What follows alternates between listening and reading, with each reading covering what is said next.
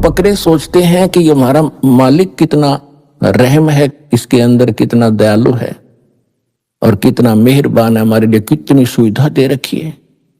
और उस समय वो भूल जाते हैं जब उनको वो शाम को कान पकड़ पकड़ कर ले जाता है। उस समय वो नहीं देखता किसका बेटा है, कौन किसकी बेटी है, कौन किसकी मार, कौन किसका बाप है।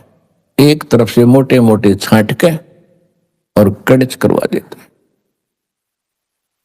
पुण्यात्माओं, कुछ दिन में आपका यह बात कति हृदय में जम जाएगी कि हमारा यह उद्देश्य क्या है जीने का।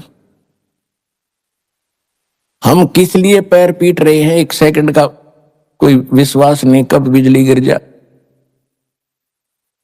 और फिर हम छोटी छोटी बातों पर एक दूसरे के साथ झगड़ा करते हैं। हम पहले ही दुखी है, जब हमें ज्ञान होगा कि हम सारे दुखी यहां पर, और फिर दुखी को दुखी हम करें, हम कितने नीच हैं, कितने निकम्मे आदमी हैं। हम स्वयं एक काल के जाल में, कसाई के बाड़ी में हैं, और फिर भी हम एक दूसरे साथ लड़ रहे हैं। हमें तो अपनी जीवन की रक्षा की भीख मांगनी चाहिए परमपिता समर्थ से। हे भगवान, किस प्रकार इस कसाई के बाड़े तो निकाल दो, इस कसाई के घेरे तो हमें छुड़वाओ दाता। परमात्मा ने अब समय धर दिया था कसाई के बाड़े को तोड़ने का। अब ये समय है, कसाई का बाड़ा तोड़ दिया और जिस पर निकला जाओ निकल जाओ।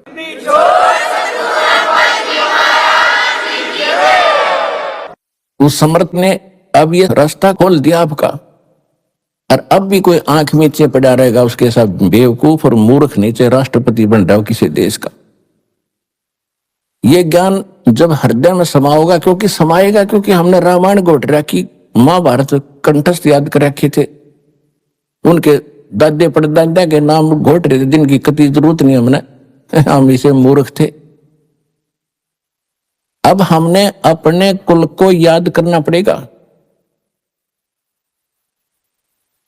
कबीर साहब क्या कहते हैं?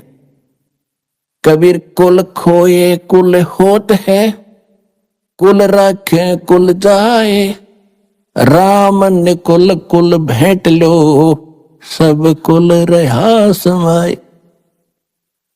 कहते हैं कुल खोए कुल होत है और कुल राखे कुल जाए। हम अपने वंश को बचाने के लिए और भगवान से दूर रहते हैं, उसी यानी परिवार के पोषण में, उसे के सब कुछ करने में हम भगवान के लिए समय नहीं निकाल पाते हैं कि मेरा परिवार है, मेरा कुल चले। कहते यू कुल तो रहेगा ही नहीं, ये तो